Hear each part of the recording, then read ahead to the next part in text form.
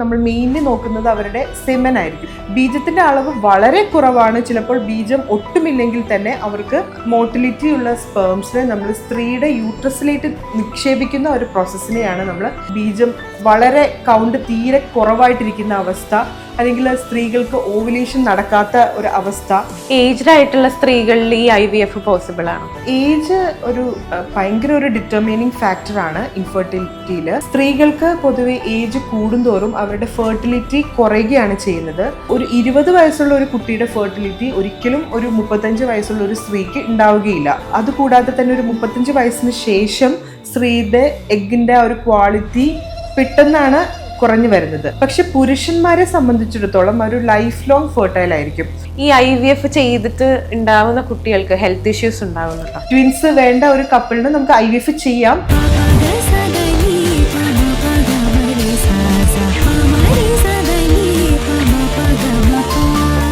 കുട്ടികളില്ലാത്തവർക്ക് ഈ IVF മാത്രമാണോ ഒരു ചികിത്സയായിട്ടുള്ളത്? ബാക്കി എന്തൊക്കെ രീതിയിലുള്ള ചികിത്സകളൊക്കെ ഉണ്ട്? ഒരു കപ്പിള് നമ്മുടെ OP വരുമ്പോൾ നമ്മൾ 2 പേരെയും നമ്മൾ ഇവാലുവേറ്റ് ചെയ്യും. അതായത് മെയിലിനെയും ഇവാലുവേറ്റ് ചെയ്യണം, ഫീമെയിലിനെയും ഇവാലുവേറ്റ് ചെയ്യണം. ചിലപ്പോൾ അവരുടെ പ്രശ്നം അവരുടെ ഒരു സെക്ഷുവൽ ഡിസ്ഫങ്ഷൻ ആയിരിക്കാം. സെക്ഷുവൽ ഡിസ്ഫങ്ഷൻ എന്ന് പറഞ്ഞാൽ മെയിലിന് ചിലപ്പോൾ ഇറക്ഷൻ്റെ പ്രശ്നമായിരിക്കാം, ചിലപ്പോൾ ഫീമെയിലിന് നമ്മൾ വജീനിസ്മസ് എന്ന് പറയും, അതായത് കോണ്ടാക്ട് ചെയ്യുമ്പോൾ വേദന വരുന്ന ഒരവസ്ഥ, അതായിരിക്കാം അവരുടെ പ്രശ്നം.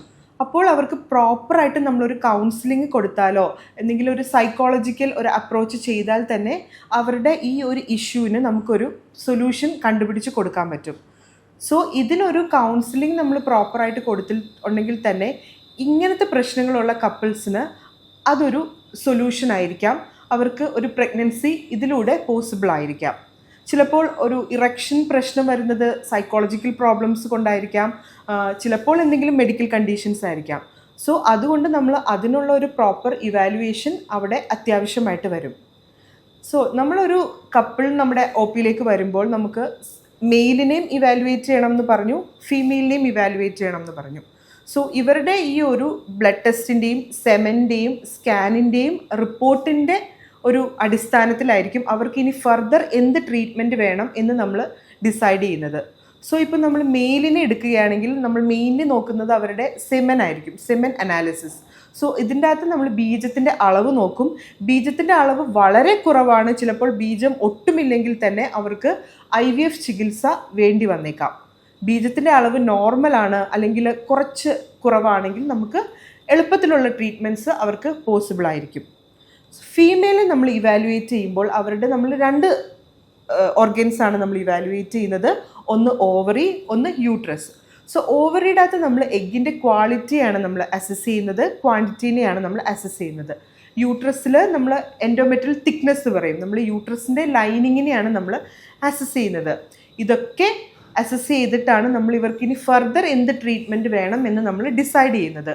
സ്ത്രീകൾക്ക് ഓവുലേഷൻ്റെ പ്രശ്നമാണെങ്കിൽ നമുക്ക് ഓവുലേഷൻ ഉണ്ടാവാനുള്ള മരുന്ന് കൊടുത്താൽ തന്നെ അവർക്ക് പ്രഗ്നൻസി പോസിബിൾ ആയിരിക്കും. ചില കപ്പിൾസിന് നമുക്ക് IUI ചെയ്താൽ തന്നെ പ്രഗ്നൻസി പോസിബിൾ ആയിരിക്കും. IUI എന്ന് പറഞ്ഞാൽ ഇൻട്രാ യൂട്രൈൻ ഇൻസെമിനേഷൻ എന്ന് പറയും. ഇത് നമ്മൾ പുരുഷൻ്റെ സെമൻ എടുത്ത് കഴുകി ഏറ്റവും മോട്ടിലിറ്റി ഉള്ള സ്പേംസിനെ നമ്മൾ സ്ത്രീയുടെ യൂട്രസിലേക്ക് നിക്ഷേപിക്കുന്ന ഒരു പ്രോസസ്സിനെയാണ് നമ്മൾ ഇൻട്രാ യൂട്രൈൻ ഇൻസെമിനേഷൻ എന്ന് പറയുന്നത്. ഇത് വളരെ സിമ്പിളായിട്ടുള്ള ഒരു പ്രൊസീജിയറാണ്. അതുകൊണ്ട് തന്നെ അതിൻ്റെ സക്സസ് റേറ്റ് IVFനെ വെച്ച് നോക്കുമ്പോൾ കുറവായിരിക്കും. ഇത് IVFനെ കമ്പയർ ചെയ്യുമ്പോൾ ഇത് കുറച്ചൊരു ഇൻഎക്സ്പെൻസീവ് ആയിട്ടുള്ള ഒരു പ്രൊസീജിയറാണെന്ന് തന്നെ പറയാം. ചില കപ്പിൾസിന്, അതായത് സ്ത്രീകൾക്ക് ട്യൂബിന് ബ്ലോക്കോ അങ്ങനത്തെ ഇഷ്യൂസ് ആയിരിക്കാം. ഇത് നമുക്ക് റിമൂവ് ചെയ്യാൻ പറ്റുന്ന ബ്ലോക്ക് ആണെങ്കിൽ നമുക്ക് ലാപ്രോസ്കോപ്പിയിലൂടെ അത് റിമൂവ് ചെയ്യാൻ പറ്റും. ചിലപ്പോൾ ഒറ്റപ്പിടുത്തങ്ങളായിരിക്കാം അവർക്ക് ഇൻഫെർട്ടിലിറ്റി ഉണ്ടാവാനുള്ള ഒരു റീസൺ. അങ്ങനെയുള്ള കണ്ടീഷൻസിൽ നമുക്ക് ലാപ്രോസ്കോപ്പി ചെയ്യുകയാണെങ്കിൽ നമുക്ക് അവർക്കൊരു സൊല്യൂഷൻ കൊടുക്കാനായിട്ട് നമുക്ക് പറ്റും.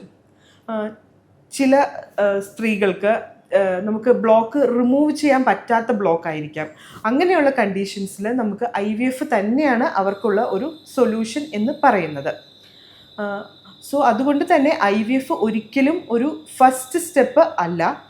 നമുക്ക് ഈ ഒരു സ്റ്റെപ്സ് ഒക്കെ ഫെയിൽ ആയെങ്കിൽ മാത്രമാണ് നമ്മൾ ഒരു നോർമൽ ആയിട്ടുള്ള കപ്പിളിനെ നമ്മൾ IVFിലേക്ക് നമ്മൾ അഡ്വൈസ് ചെയ്യുക. പക്ഷെ ചില കപ്പിൾസിന് ഡയറക്റ്റ്ലി IVF ഒരു ഇൻഡിക്കേഷൻ ആണ്.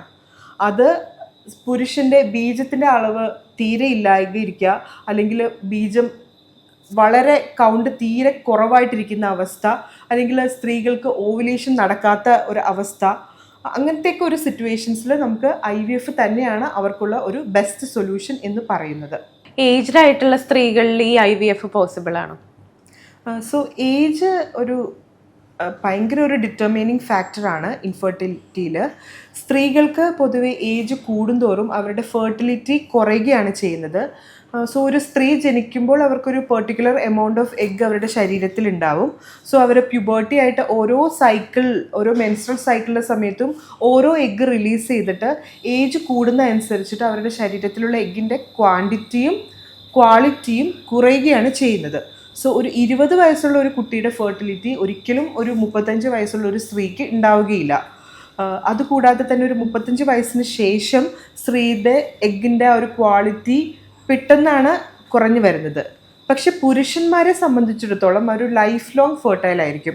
പുരുഷന്മാർക്ക് ഏജ് കൂടുന്ന അനുസരിച്ച് അവരുടെ സ്പേമിൻ്റെ ഒരു ക്വാളിറ്റി കുറയുമായിരിക്കും. പക്ഷെ സ്ത്രീകളുടെ അത്ര ഒരു ക്വാളിറ്റി പുരുഷന്മാർക്ക് കുറയുകയില്ല. 40 വയസ്സുള്ള ഒരു സ്ത്രീ IVF ചെയ്യാനായിട്ട് വരുമ്പോൾ അവരുടെ വിജയ ശതമാനം എന്ന് പറയുന്നത് നമ്മളൊരു നോർമലി IVF ചെയ്യുന്ന ഒരാളുടെ അത്രയും ഉണ്ടാവുകയില്ല. സോ ഏജ് കൂടുമ്പോൾ നമുക്ക് അഡ്വൈസ് ചെയ്യാവുന്ന ഒരു ഓപ്ഷനാണ് ഡോണർ പ്രോഗ്രാംസിലോട്ട് പോവുക എന്ന് പറയുന്നത്.